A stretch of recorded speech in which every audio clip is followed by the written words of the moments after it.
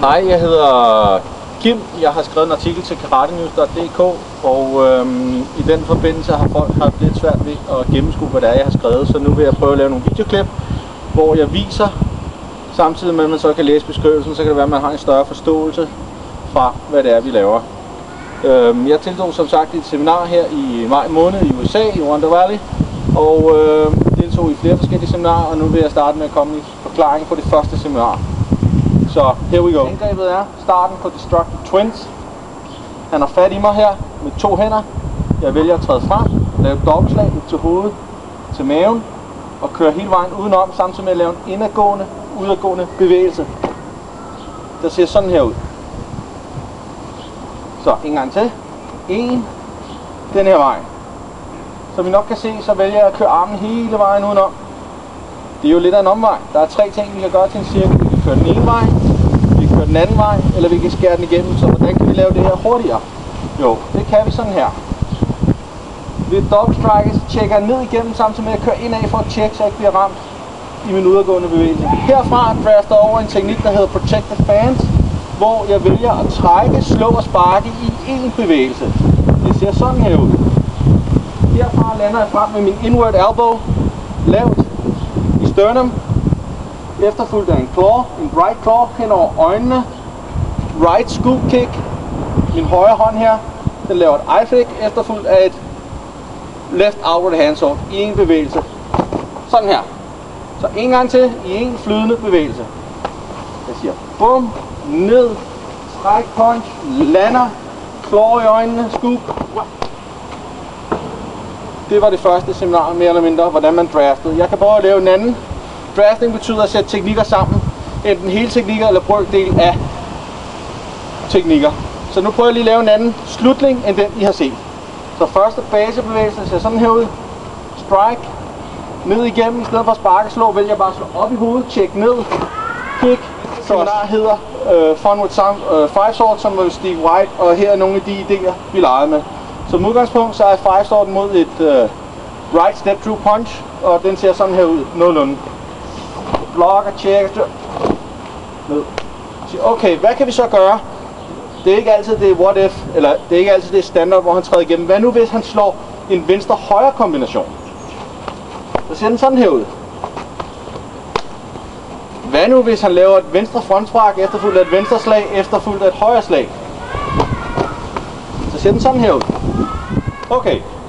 Hvad så hvis han laver, jeg står i en venstre fighting stance, hvor min venstre fod fremme, og Nikolaj kommer igennem med et højre frontspark efterfulgt af et højre slag? Hvad så? Så kan jeg stadig lave five swords. Hvad nu hvis han tjekker min første bevægelse af? Hvad kan jeg så gøre?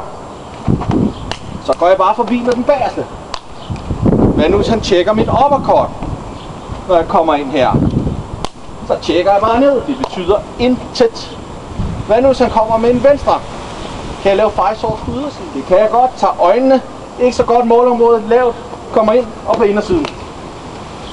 Så i bund og grund kan du lave five swords med rigtig mange kombinationer. Der er ikke kun én måde at lave tingene på. Spørgsmålet er bare, om du ændrer metoden, våben og så videre. Det var med Ingmar Johansen fra Sverige.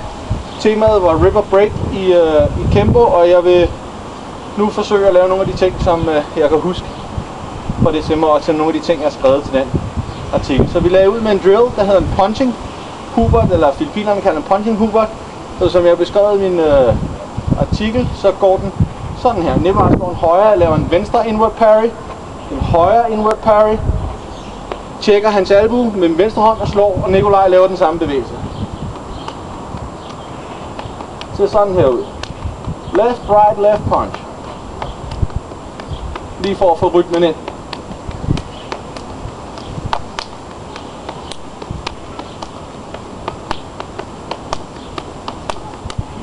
Okay, godt så kommer Nikolaj med et højre slag. Jeg laver min venstre inward parry, right arm parry, og her laver jeg et break. Jeg trækker og puller, ligesom en inward block faktisk, indad. Så en gang til. Tjekker herfra. Herfra countergrabber jeg og går ned til 34, som det hedder i Kempo. Trækker og slår med en back knuckle til tempo. Tjekker hans albue her, breaker igen den vej. I hyperextender, kører forbi, tjekker. Albue, 2 led på armen, giver ham et knæ, på baglåret og dropper ned på kilden med mit knæ. Prøv at lave den fra den anden side. Så det ser sådan ud. 1, 2, break, ned, tænge, hyper her, kører forbi, tjekker, knæ og dropper ned. Her igen, så laver vi den samme bevægelse, kommer ind igen, laver en inward, outward bevægelse. I stedet for at gribe med min venstre og slå med min højre, så bytter jeg nu rundt på det. Jeg griber med min højre hånd, slår op med en uppercut bevægelse på hans hånd, så jeg får en lås her, der cranker nævevej. En gang til. Rundt her, uppercut og har en lås. Herfra, samme bevægelse igen, ned, laver min lås her. Min venstre hånd kører på indersiden nu, og jeg har en lås ned igen på indersiden. Herfra er vi så efterfulgt af endnu en takedown og et break, som ser sådan her ud. Break, ned, ind på øret, og kører Nikolaj ned, og tjekker ham her, hvor jeg breaker. Jeg kan break igen, break, køre op, albue i baghovedet og hammer, hvad jeg har skrevet i artiklen. Man kan lægge mange flere ting til. Tingene kan ikke kun laves ud for et slag, det kan også laves ud for et, hvis vi vælger at lave et handshake her, så har jeg samme type bevægelse igen. Seminar på anden dagen var med John Supporter. Jeg kan ikke lige huske starten, så jeg har måttet lave min egen. Og den ser sådan her ud. Det er mod et venstre-højre slag, hvor man laver en højre inward parry og en venstre inward parry efterfulgt af et højre frontspark i skridtet. Det er vigtigt, at timing ikke bliver 1, 2, 3, men den bliver one. Så timingen skal ikke være sådan her, hvor jeg siger 1, 2, kick. Det er simpelthen for langsomt. Timingen skal være, at jeg siger 1, og så kommer den ind for at tjekke højden. Derefter kommer man op med en højre upcut, der løfter ham op. Vi laver et left front crossover og tjekker ned med dybt med et slag til brystet, samtidig med et right heel palm check down. Så, den ser sådan her ud langsomt. Check, check, parry, strike. Her der er det vigtigt ikke at tage hånden tilbage. Det tager tid, men bare lige ned. Lige ned for point of origin. Point of origin betyder, at man slår derfra, hvor hånden er. Og at man ikke bare står i den her twist hand, for der er ikke noget base i den overhovedet. Den er ikke stabil. Hvis Nikolaj skubber til mig, så ryger jeg af poweren sted. Så, en gang til. Stille og roligt. Kigger. Lander. Tjekker ned. Striker. Herfra kører mit venstre knæ, eller mit højre knæ, ind på hans højre knæ eller ben. Så jeg spreder ham ud. Lander med min højre forearm strike her. Efterfulgt af en højre granting elbow. Efterfulgt af en hammer i sternum. Og eventuelt et buckle out, et check down. Og så 1, 2, bum. Ned. Check. Forearm strike. Elbow. Hammer. Lad os nu sige, at han ikke bukker sig så meget ned. Så indfører jeg et højre strike med min hånd til. Så vil sige 1, 2, kick.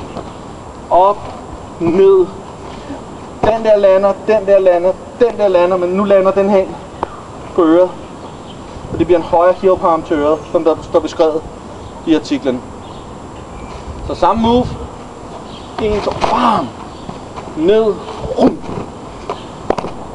Op, hammer, her.